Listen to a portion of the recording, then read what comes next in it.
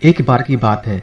निचली हिमालय के पहाड़ियों में बसे एक छोटे से शांत गांव में भरत नाम का एक जवान लड़का रहता था। भरत अपनी गुस्से स्वभाव और अशांत मन के लिए पूरे गांव में प्रसिद्ध था। उसका मन हर समय विचारों से भरा रहता। विचारों के इस तूफान ने उसके मन को पूरी तरह से अशांत कर रखा था। शांति तो जैसे उसके जीवन से गायब ही हो गई थी। वह हर समय अपने विचारों में खोया रहता और तनावपूर्ण जीवन जी रहा था। और अपने अशांत मन और गुस्सैल स्वभाव की वजह से उसके घर वालों और गांव के लोगों से भी उसके संबंध अच्छे नहीं थे, जिस वजह से वह खुद को और भी ज़्यादा अकेला और खुद को अपमानित महसूस करता था। वह और भी ज़्यादा मानसिक तनाव की स्थिति में चला जाता। एक बार की बात है, भरत अपने गांव के बाहर की गलियों में टहल रहा था कि तभी उसका सामना एक बूढ़े बौद्ध भिक्षु से हुआ, जो कि एक पेड़ के नीचे ध्यान की अवस्था में बैठे हुए थे। बौद्ध भिक्षु के चेहरे से एक निर्मल शांति की आभा झलक रही थी। इस असीम शांति ने भरत को बौद्ध भिक्षु की ओर आकर्षित किया। जब भरत बौद्ध भिक्षु के निकट पहुंचा तो उसने उसके चारों तरफ एक सकारात्मक ऊर्जा का अनुभव किया। भरत को यह महसूस हुआ कि इस अद्भुत शांति और असीम सकारात्मक ऊर्जा का स्रोत कहीं न कहीं बौद्ध भिक्षु के भीतर ही है। इसलिए वह वहीं बैठकर उनके आंख खुलने का इंतजार करने लगा। थोड़ी देर बाद जब बौद्ध भिक्षु ने अपनी आंखें खोली तो उन्होंने अपने सामने एक जवान लड़के को बैठा पाया, जो कि काफी तनावग्रस्त और नकारात्मक भावनाओं से भरा हुआ लग रहा था। भरत ने बौद्ध भिक्षु की ओर लालसा भरी नजरों से देखा और बड़े सम्मानपूर्वक कहा, मुनिवर, मेरा मन बहुत अशांत है। मेरे मन के विचार मुझे खाए जा रही है। मैं एक क्षण के लिए भी शांति का अनुभव नहीं कर पा रहा हूँ। क्या आप मुझे सिखा सकते हैं कि मैं अपने इस अशांत मन को शांत कैसे कर सकता हूँ? बौद्ध भिक्षु ने भरत के दर्द को समझते हुए उसकी ओर दया भरी नजरों से देखा और कहा, मेरे प्यारे बच्चे, मैं तुम्हें एक कहानी सुनाता हूँ। इस कहानी में मानसिक शांति और खुशहाली के रहस्य छुपे हुए हैं। क्या तुम इस कहानी को सुनना चाहोगे? भरत ने हाँ में अपना सिर हिला दिया और पूरी एकाग्रता के साथ कहानी सुनने को तैयार हो गया। उसके अंदर की उत्सुकता अब अपने चरम पर थी। बौद्ध भिक्षु ने कहानी सुनानी शुरू की। बहुत समय पहले की बात है। एक नगर में शक्ति नाम का एक आदमी रहता था। शक्ति बहुत ही महत्वाकांक्षी व्यक्ति था। उसे हर काम में लोगों से तारीफ चाहिए होती थी। अगर उसे किसी काम में असफलता और लोगों से बुराई सुनने को मिलती तो वह गहरी चिंता और तनाव में चला जाता। उसका मानना था कि सफलता और भौतिक संपत्ति उसे मनचाहा सुख देगी, लेकिन वह जितना ही सफलता और तारीफ के पीछे भागता, वह उतने ही गहरे मानसिक तनाव में डूबता जा रहा था। लेकिन एक दिन अचानक ही शक्ति का सामना उस समय के एक बहुत ही प्रसिद्ध बौद्ध भिक्षु से हुआ, जिसका नाम था महाकौशक। महाकौशक अपने हजारों शिष्यों को ध्यान साधना की शिक्षा दिया करते थे और वो खुद भी एक बहुत ही बड़े ध्यानी और आत्मज्ञानी व्यक्ति थे। महाकौशक की अद्भुत एकाग्रता और स्थिर शांतचित्त से प्रभावित होकर शक्ति ने उनसे अपने भटकते मन को शांत करने का तरीका जानना चाहा। शक्ति ने कहा, भंते, मैं हमेशा सफलता के पीछे भागता रहता हूँ और लगातार और भी अधिक पाने के लिए प्रयास करता रहता हूँ। फिर मुझे कोई अस्थायी संतोष और आत्मसंतुष्टि नहीं मिलती। इस निरंतर बेचैनी के बीच मुझे शांति कैसे मिल सकती है? भिक्षु महाकौशक ने शक्ति की ओर करुणा भरी नजरों से देखा और उत्तर दिया, तुम्हारा मन एक अशांत नदी की तरह है, जो हमेशा बहता और दौड़ता रहता है, कभी भी स्थिर नहीं रह पाता। अपने अशांत मन को शांत करने के लिए तुम्हें अपने विचारों को बिना किसी रुकावट के जाने देने की कला सीखनी पड़ेगी। शक्ति हैरान था। उसने कहा, लेकिन मैं विचारों को कैसे जाने दे सकता हूँ? आखिर मैं भी तो अपनी इच्छाओं और महत्वाकांक्षाओं से जुड़ा हुआ हूँ। यह सुन भिक्षु महाकौशक मुस्कुराए और बोले, कल्पना करो कि तुम्हारे हाथ में पानी से भरा एक गिलास है। अब तुम जितनी देर तक इसे पकड़े रहोगे, यह उतना ही भारी होता चला जाएगा और तुम काफी लंबे समय तक इसे पकड़ कर रखते हो तो तुम्हारे हाथ में दर्द होना शुरू हो जाएगा। लेकिन अगर तुम अपनी पकड़ ढीली कर देते हो और इसे जाने देते हो तो बोझ खत्म हो जाएगा। भरत ने कहानी और उसके संदेश को ध्यान से सुना। वह समझ गया कि अपने विचारों और इच्छाओं से चिपके रहना ही उसके बोझ को बढ़ाता है और उसके अंदर अशांति पैदा करता है। अब भरत को कहानी का अंत सुनने का बेसब्री से इंतजार था। बौद्ध भिक्षु ने कहानी को जारी रखते हुए कहा, शक्ति ने बौद्ध भिक्षु महाकौशक की सलाह को मानते हुए विचारों को जाने देने का अभ्यास शुरू कर दिया। वह अपनी विचारों और भावनाओं को बिना किसी पूर्व निर्णय के बस आते और जाते हुए देखता। अब उसने विचारों को पकड़ना छोड़ दिया। उसके अंदर विचार उठते और स्वतः ही विचार समाप्त हो जाते। धीरे धीरे उसे महसूस होने लगा उसकी इच्छाएं और लगाव ही उसके सभी दुखों का कारण है। जैसे जैसे शक्ति गहरी साधना में उतरता गया, उसने पाया कि वर्तमान में रहना ही आंतरिक शांति का एकमात्र स्रोत है। वह स्वयं को वर्तमान में स्थिर करके अपने मन की निरंतर बकबक से छुटकारा पा सकता है। धीरे धीरे शक्ति का मन एक शांत सरोवर जैसा हो गया, जो अपने चारों ओर की सुंदर दुनिया को अपने में चित्रण कर लेता है। उसने जीवन की सादगी में संतोष पाकर अति महत्वाकांक्षा और भौतिक संपत्ति के अपने लगाव को छोड़ दिया।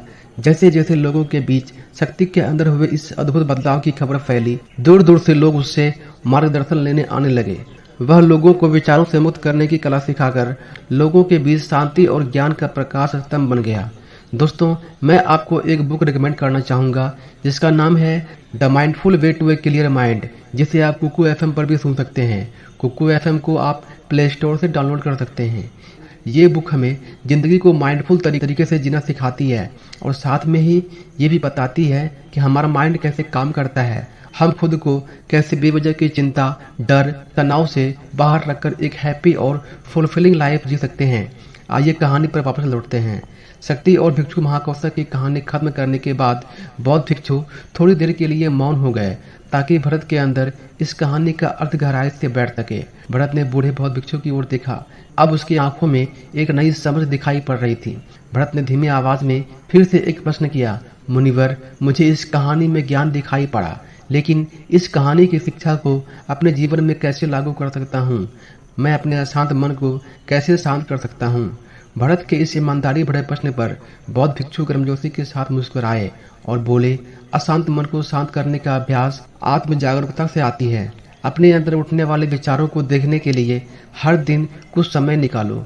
वो भावनाएं जो तुम्हारे मन को उत्तेजित करती है, उन पर ध्यान दो और देखो कि वो कैसे आते हैं और आकाश में गुजरने वाले बादलों की भांति चले जाते हैं। भरत ने अपनी आंखें बंद कर ली और बौद्ध भिक्षु के बताए अनुसार अपने विचारों का अवलोकन करना शुरू कर दिया। जैसे उसने अपने अंदर उठने वाले विचारों पर ध्यान देना शुरू किया, उसे महसूस हुआ कि उसके भीतर चिंताओं, निर्णयों, इच्छाओं की निरंतर धारा बह रही है। केवल इस एहसास ने ही उसे एक अद्भुत शांति का एहसास करवाया। उसे यह भी एहसास हुआ कि वह इन सभी विचारों और भावनाओं से अलग है। बौद्ध भिक्षु ने आगे कहा, जैसे शक्ति ने खुद को हर तरह के लगाव, आसक्ति से अलग कर दिया था, उसी तरह से तुम भी अपने मन को परेशान करने वाले विचारों और भावनाओं को मुक्त करने का अभ्यास शुरू कर सकते हो। और जैसे मन में विचार उठे, बिना किसी पूर्व निर्णय के स्वीकार करो और फिर धीरे धीरे उन्हें जाने दो। वर्तमान क्षण पर अपना ध्यान केंद्रित करो। लेकिन मुनिवर, भरत ने बीच में ही रोकते हुए बोला, क्या होगा अगर विचार और भावनाएं इतनी मजबूत हैं कि वो बनी रहे और मन को छोड़ने से ही इनकार कर दे? ऐसे कई मौके आएंगे जब तुम्हारे मन में विचारों का बवंडर चल रहा होगा, जब तुम्हारा मन तुम्हारी बिल्कुल भी नहीं सुनेगा। तो ऐसे में तुम्हें अपनी सांसों की ताकत पर विश्वास रखना होगा। बौद्ध भिक्षु ने एक बार फिर भरत को अपनी आंखें बंद करके अपने पेट को फुलाने और पचकाने को महसूस करने के लिए अपनी सांसों पर ध्यान केंद्रित करने के लिए कहा। बौद्ध भिक्षु ने समझाते हुए कहा, जब भी तुम्हारा मन उत्तेजित और अशांत हो तो तुम अपनी सांसों पर लौट आओ। सांसों की नियमित गति तुरंत तुम्हें वर्तमान के क्षणों में वापस खींच लाएगी और एक शांति का एहसास करवाएगी। भरत ने कुछ देर तक बौद्ध भिक्षु के निर्देशानुसार अपनी आती जाती सांसों पर ध्यान केंद्रित करने का अभ्यास किया। इस छोटे से अभ्यास ने उसे अपने मन की शांति और स्थिरता का एक क्षणिक अनुभव करवाया। उसे समझ आ गया कि ये सांसें तो हमेशा उसके साथ थी, जो वर्तमान क्षण की निरंतर याद दिलाती है, सांत्वना और शांति प्रदान करती है। भरत के इस प्रगति को देख बौद्ध भिक्षु मंद मंद मुस्कुराए और बोले, मेरे प्यारे भरत, अशांत मन को शांत करना एक ऐसा अभ्यास है जिसके लिए धैर्य और मजबूत इच्छा शक्ति की जरूरत होती है। जैसे निरंतर व्यायाम से मांसपेशियां मजबूत होती है, वैसे ही नियमित अभ्यास से मन भी शांत होता है। भरत ने स्वीकृति में अपना सिर हिलाया और इस अनमोल मार्गदर्शन के लिए बौद्ध भिक्षु का धन्यवाद करते हुए उन्हें ये वचन दिया कि मैं आज से ही अपने मन को अशांत करने, अशक्तियों को छोड़ने और अपने भीतर शांति पाने की इस यात्रा पर निकल पड़ूंगा।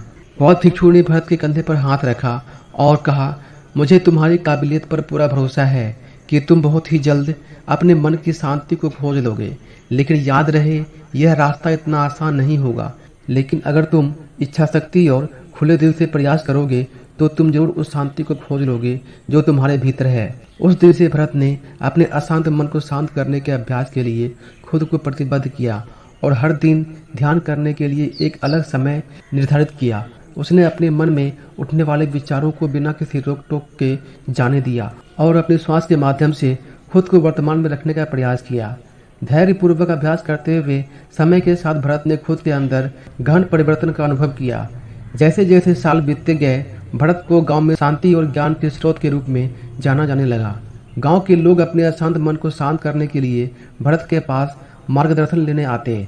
भरत ने जीवन की भागदौड़ के बीच दूसरों को आंतरिक शांति पाने में मदद करते हुए बौद्ध भिक्षुओं की शिक्षाओं और आत्म जागरूकता की शक्ति को साझा किया। उसके साथ ही उसने लोगों को अपने विचारों को मुक्त करने और श्वास पर ध्यान केंद्रित करने की कला सिखाई। इस तरह वह गांव काफी फला फूला। वहां के निवासियों ने एक स्थिर और शांत मन के एक अमूल्य उपहार की खोज की। बौद्ध भिक्षुओं की शिक्षाओं और भरत के द्वारा कराए जा रहे अभ्यास के माध्यम से विचारों को जाने देने और वर्तमान में रहने की कला दूर दूर तक फैल गई, जिसने कई लोगों के जीवन को बदल कर रख दिया। जैसे जैसे और समय बीता, अशांत मन को शांत करने की भरत की यात्रा का एक जोरदार प्रभाव उसके गांव की सीमाओं के बाहर भी फैला। पड़ोस के गांवों और शहर के लोग जब भरत के इस जादुई बदलाव की कहानी सुनते तो वह उनसे सलाह लेने उसके पास चले आते। भरत लोगों के लिए आशा के किरण बन चुका था, जो अपने मन के बोझ तले खुद को दबा हुआ महसूस कर रहे थे। भरत की शिक्षाएं सिर्फ सामूहिक प्रवचनों और ध्यान सत्रों तक सीमित नहीं थी, बल्कि वह रोजमर्रा के कामों को जागरूकता के साथ करने पर ज्यादा जोर देते थे।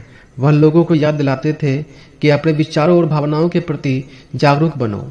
तुम दिन भर क्या बोलते हो, आसपास घटने वाली घटनाओं पर कैसी प्रतिक्रिया देते हो, इस पर ध्यान दो। हर एक काम को पूरी जागरूकता के साथ करो। जब भोजन करो तो हर एक निवाले के स्वाद का आनंद लो। जब सूर्य की रोशनी में खड़े हो तो उससे किरणों की गर्मी को महसूस करो। लोगों की बातों को पूरे ध्यानपूर्वक सुनो और समझो। ये सभी छोटे छोटे बदलाव ने लोगों के जीवन में चमत्कारिक परिवर्तन ला दिए।